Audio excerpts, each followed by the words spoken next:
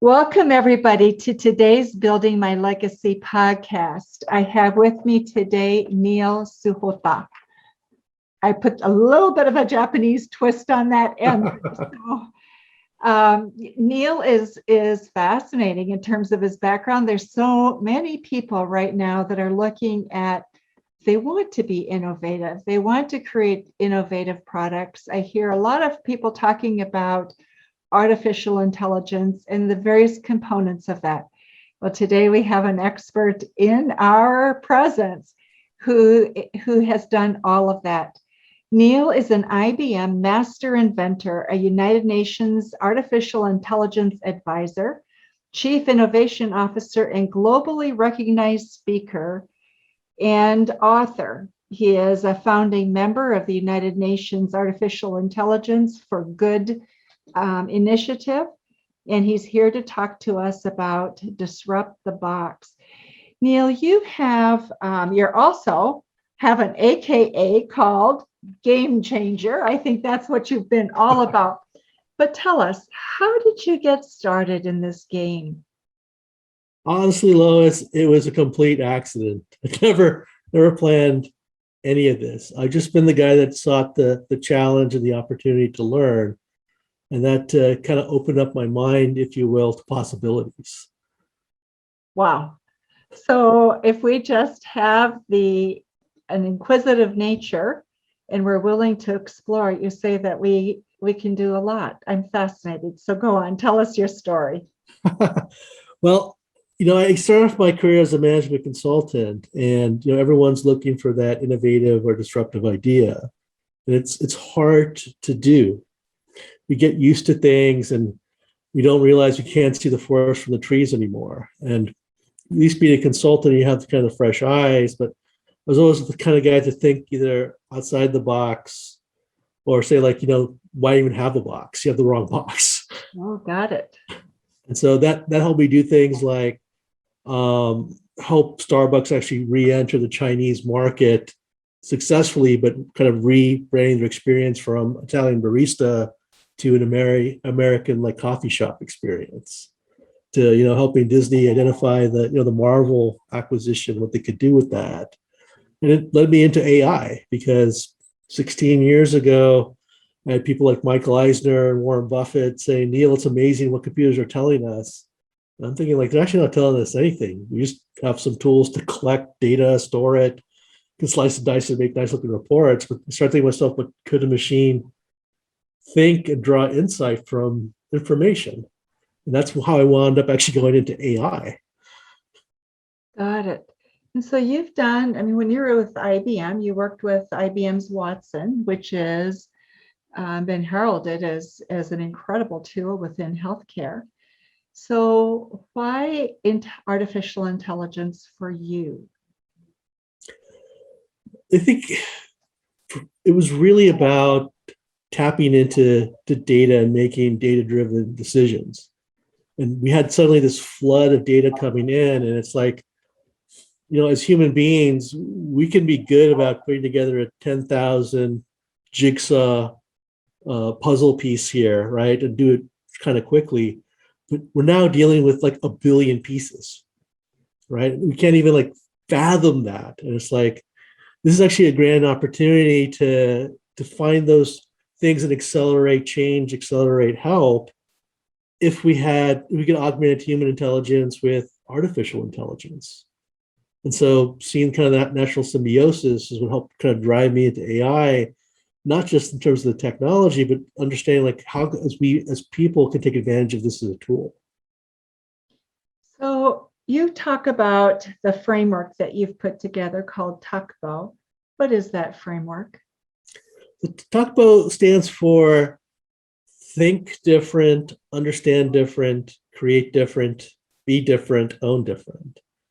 And it's something I developed from my work that actually helped me identify these kind of disruptive opportunities.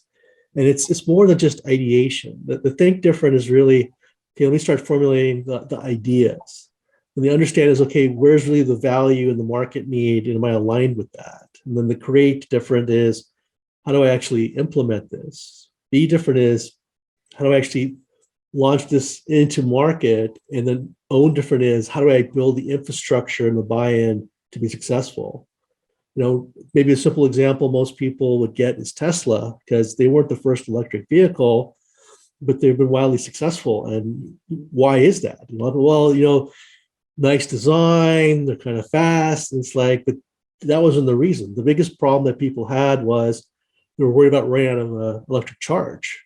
And the one thing Tesla did that no one else had done before was build the infrastructure. They're like, for people to buy our cars, we'll put in EV charging stations everywhere, right? Take away the reason to say no. And so that's, I think, what a lot of people don't get. They just think I need this aha moment to come up with this disruptive idea and, back up the Brinks truck. It's like, no, the idea is never an aha moment. It's kind of a collection of small things that lead up, but you got to do it soup to nuts, and you got to be fully committed to the disruption to actually be successful. So define disruption, because we talk about that word loosely, and I think a lot of people think just a different idea is a disruption. So tell me, what do you think for you? How do you define that? That's a great question, Lois.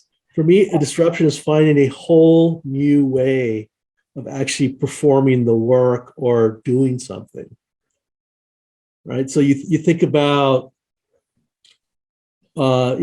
Airbnb or Uber and Lyft, right? And you talk about they're considered very disruptive technologies, disruptive business models. And that's because think about at the heart of what they're doing. Airbnb is one of the the largest quote unquote hoteling companies, yet they own no real estate, right? How could you sell people or rent people rooms when you don't own any of them? That's a whole new way of doing this. That's what I call disruption. Got it. So going back, disruption along with your Talkbow framework, how do you get people to think disruptively? Out of the box. And you talk about out of the box is still in the box. So talk about that, please. The universe is full of boxes, so we can't see. I have some techniques that I actually have people apply. We all know kinds of bits and pieces and how we kind of put them together. But like with the think different aspect to ideate, I always say, look, there's three things you can always do to flush something out.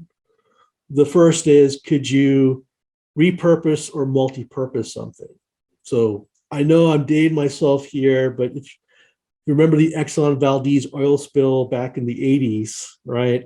It was massive. They were trying to clean up as fast as possible.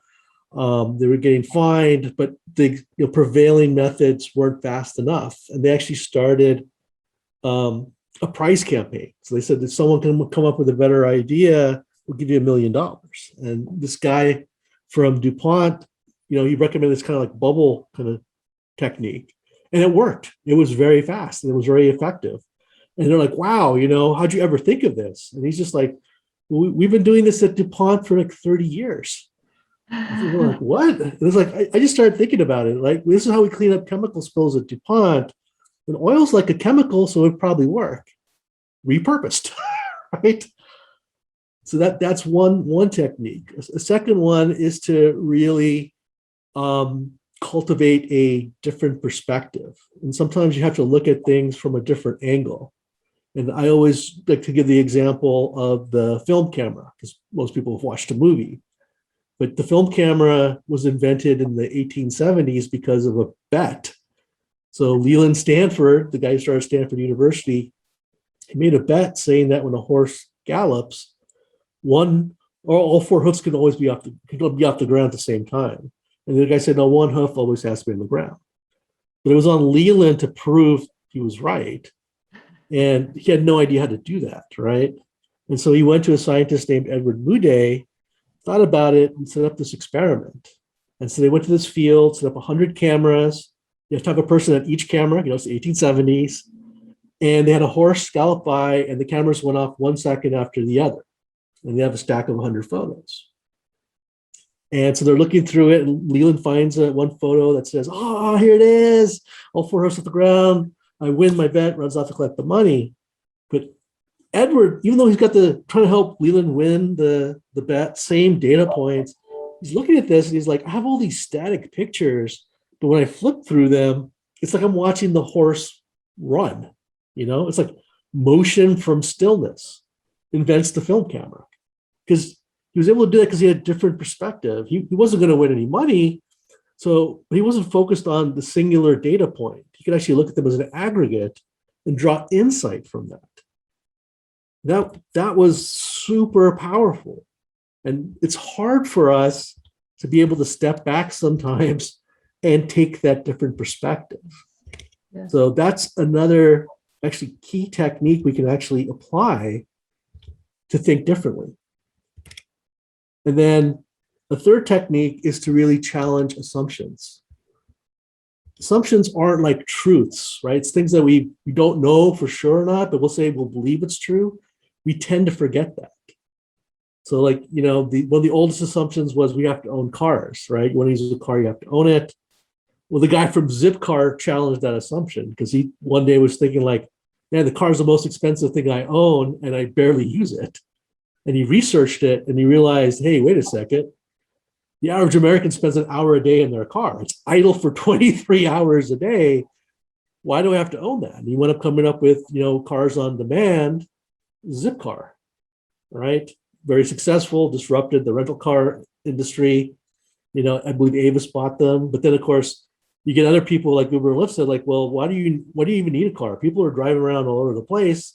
But if you could carpool on demand, boom, we have rideshare. To challenge assumptions. So if you want to think differently, repurpose, multipurpose, cultivate different perspective, or challenge assumptions. So I think from what I have observed, people seem to have an easier time challenging assumptions. I think where they have more difficulty is in the first two steps. Your experience, is that right or wrong? Oh, you're absolutely right, Lois. It's easier to challenge an assumption, right? Or because we're familiar with it. We may not know how to kind of retool something we're doing today or retool something else, some other industry is using. Because I hate to say it, once you start doing something, it's almost like, your commute home. Most people usually take the same path, right? It works. And I don't really think about another path. And as a result, we miss those other opportunities. We don't say like, well, is there a different path home? Could I cultivate a different perspective? Maybe there's a shortcut. Maybe I'll save more gas, or, maybe I don't have to drive home. Maybe I could actually use the bus or something. We never actually, once something works, we never really question it anymore. So to get people to look at how else something could be used or to look outside, DuPont already had that innovation, but until they were asked, they didn't think about offering it, right? But they could have. They could have done that years before. So as you work with companies, Neil, is there a way you can speed up that process so that kind of knowledge gets shared more quickly and easily? Yeah, this is the challenge that companies have because they want to do this, but this relies on kind of the soft skills. This is more about communication, collaboration, and creativity. And you just can't, like, unfortunately, pick up a book or say, here's a framework on how to be creative. Right. And so it's harder for companies they want it, but it's hard for them to figure out how do I give them a box to do this. And that's the problem. Disrupt the box. You don't need to give them a box. You can help them understand techniques and give them opportunities to practice. Because if it becomes second nature, it'll become intuitive in anything they do. So where do you get the most joy? I think that what you do must be a lot of fun, but where do you get the most joy in what you do? I'm really big about social good. And that's why I always advocate for social enterprise, social entrepreneurship. But like one of the most amazing things and things I'm probably the most proud of is actually my work with the United Nations. And Talk a little bit about that. What you do there? So I'm their AI advisor, and I help them actually create and launch and run the AI for Good initiative, which is essentially using AI and other emerging technology for the Sustainable Development Goals. Those are 17 goals for a better planet and for better, help people, like, zero hunger, and poverty, access to health, all these things. I won't bore everyone to 17, but there's a huge gap in trying to make them a reality. As much as everybody wants them, unfortunately, the member nations haven't been able to commit as much resources as is really needed. So it's really fallen on like volunteers like myself to see how we can do that. And I will tell you, people, the UN is a very slow bureaucratic organization. I don't think even they would dispute that. But the fact that we were talking about this and the process of actually setting up, they move like entrepreneurs, right? Actually, kind of going through the Talkbow workshop I have, this kind of stuff.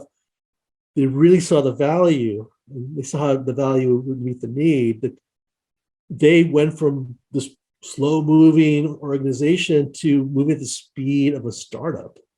I mean, we got the whole thing launched in like 4 months, which was unbelievable. And like a lot of people, other people in the different parts of the UN, are like, whoa, how the world did you guys do this? It took us 2 years to this small project, get the small project off the ground, get this big worldwide initiative, build an ecosystem in just a matter of a few months. Well, I say it's very impactful, but I also tell people, like, if the UN can do that, then you can do anything. Got it. And what the SDGs have done tremendously is to look at public-private sector collaboration. And so that takes me back to what you talked about a little while ago, and that is collaboration. That really a key component of this is collaboration. Speak a little bit more about that, because that's also a tool set that most organizations don't naturally have. Yeah, you're right, Lois. Unfortunately, they don't. And we always say there's power in diversity of thought. That's one of the things about collaboration. And we can talk about looking at things from a different perspective. That's what people bring together when they work together. Like when I was in business school, your first year, they put you in these groups, and the school sets the group. But they set the groups, there's one person from marketing, one person from finance, one person from operations, and so forth. And when you're working like on the same case study together, everyone sees it so differently. But you realize everyone has a piece of the jigsaw puzzle, right? And now you can start snapping together if you start talking, working together.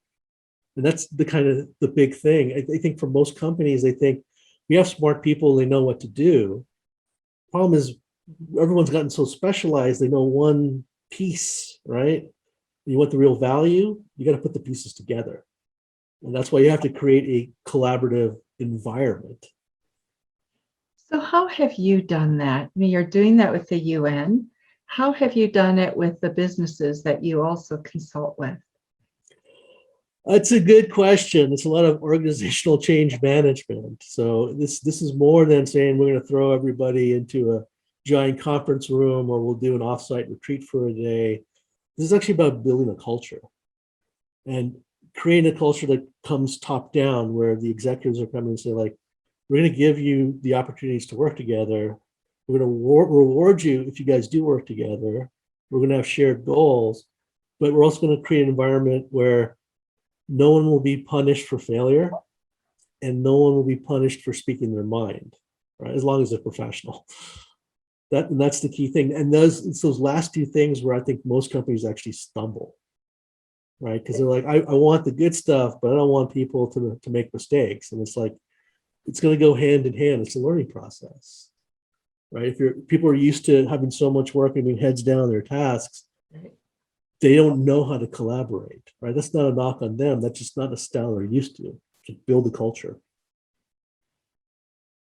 So you take care of those two issues of people speaking their mind, being able to speak what they think safely, and then also take risks. So taking away that fear of failure. That is a big culture shift in organizations, because we're measuring numbers all the time, right? So yeah, it is. So how do you begin that process? That's a huge shift that CEOs have to make if they've got boards of directors. That's a huge risk they take with the board. So how do you navigate that? You start with the leadership and you make the case on the value, right? Risk is not a bad thing. Risk means uncertainty. It can be positive or it can be negative. So you can look as a threat or you can look as an opportunity. And so you take like the UN, for example, it's a collection of 47 agencies. Historically, they never even worked together. And here I am, this guy talking about this giant initiative and having them collaborate, not just with each other, but collaborate with outside organizations, right? And you can just, the eyes are going like this. And it just starts just like, if you really want to, this is the goal you really want to achieve, you don't have the resources internally to do it, right? If you partner with the, if you go partner, you get the WHO on board, they'll bring in some of the medical expertise and some of those things. You go work with UNICEF, they're going to bring the expertise on how we can help children. And so you try and create these things and say, look, someone's going to have to be the first one to kind of show their cards, right? It's got to start somewhere. So yeah, some people may not quite play fair. You got to learn how to manage that. But if you're, the UN's always been about optics and playing it safe, not making any mistakes, but it's like, again, how much have you accomplished? Like not nearly as much as we need to. So it's like, is it worth it? Look at it as a threat or look at it as an opportunity. And I managed to convince leadership, this is an opportunity. How do you get people to play fair? I think most people are actually good. There's a small percentage that they're always going to kind of double deal or game the system. But I think most people they want to be good, they want to play fair. And if you treat them well, and I think if you're relatively open and you help them understand what they get out of it, the WIFM, what's in it for me, they'll usually come along and support you and do their best to help make you successful. And if they don't agree, I find that most of them will tell you that now. They'll say, okay, I don't believe this or it's not enough value. So at least right? You don't need to waste people's time. But these are hard conversations. That's the challenge. And too many people right now are shying away from having them. Because why? I think they're afraid to look weak, or they're afraid to look ignorant, right? They look at this is like, I can't show that everyone thinks I'm let's call it 100%, when in reality I think I'm the 70%. I don't want people to see that gap. And I think we're starting to kind of move away from that, where people are realizing like, I need people to understand the 70%. I need people to understand where I need help. Otherwise I'll never actually get the help I need. Got it. Asking for help, no matter who you are, where you're struggling or what your business is, that's one of the biggest things. It's one of the biggest problems people have with getting a coach or getting a business strategist or, whatever, so that the business can really thrive. It's that fear, will I be judged? Will I be shamed? And the list goes on, doesn't it? Neil, who's your ideal client? Who comes to seek you out? It's people that are really trying to solve a big problem or unlock an opportunity. So I mean, it's been obviously the United Nations, it's been global Fortune 500 companies, it's been small entrepreneurs, it's been nonprofits. But my ideal clients, they're looking to unlock something or solve a problem, and they're committed to actually doing that. Right? This is not like, well, it's too risky, or and it's this. It's like they're like, I genuinely want to help protect kids from child abuse. Right? A nonprofit called Zero Abuse Project, and they're like, we've done a lot of things to help survivors stuff, but we haven't figured out how to help prevent in the first place. And they were, in conversations, they were willing to say, like, look, we will put in the resources, the money, whatever, if we can reduce how many children are abused in the first place. And that's one, I love the fact they're doing something so good. The second, the fact that they and their donor base said, like, we need to do this. That's kind of the ideal client. They're like, we're open to the possibilities. Help us find them. So there's a certain amount of idealism that your clients have, right? They also have access to capital because they can afford to be idealistic and work on solving a problem. It's true. It doesn't mean you need a lot of capital. It depends on the size of your problem, right? There's actually a small startup company I help out where they're actually using AI to try and help depressed and suicidal teens. And what they're trying to figure out is they've got something that works. And the two guys that started the company, one's a therapist, the other one's actually a neurolinguist. The biggest problem is that as they approach, clinics and stuff, and even people they know, there's not a lot of people believe AI can do this. Be a tool for psychologists and therapists. And so where I'm really helping them is try and figure out how to, one, establish better credibility, but two, break through this barrier. And that's not something that requires a lot of capital, but it requires a lot of investment of their time and willingness to build this infrastructure that they actually need to establish the credibility. Right. And infrastructure is huge, isn't it? And it's looking at how do you create those adjacent markets to really build what you're trying to do, because you need that support in order to make that happen. Neil, our time is almost up. What have we left out that's important for people to know? This has been wonderful to have this conversation. I appreciate it. I think it's been a great one. And the one thing I just want to leave people with is it doesn't matter how big or small you are, everyone actually has the power to disrupt the box. Don't think you need to be a genius like Elon Musk, or you have to have a lot of money like a GE or any of these things. We actually all have the capability. We just have to learn how to tap into it. And hopefully, a little bit we shared about Talkbow and some of these other stories can help you kind of draw upon that well and be a disruptor. You also have a book, AI Revolution, correct? That's right. It's called Own the AI Revolution. It's a business book for non-technical business leaders that, one, helps kind of shows how you disrupt the box a bit, but do that through the capabilities of AI. Got it. We will have information about the book in the show notes for those of you who are listening. So I encourage you to go to Amazon. I'm sure it's on Amazon, right? It is Amazon, all the bookstores. And all the bookstores, and learn about it, because I think that we're going to all be challenged to think more and more about AI as we move forward into the future. Neil, thank you so much for being with us today. My pleasure, Lois. This was a blast. You are so welcome. And those of you who are listening to Building My Legacy podcast today, thank you for being with us. And remember to also visit our website at www.buildtomorrow2.com. Thanks so much. Thank you for watching my video. Don't forget to like, subscribe, and click the bell button above.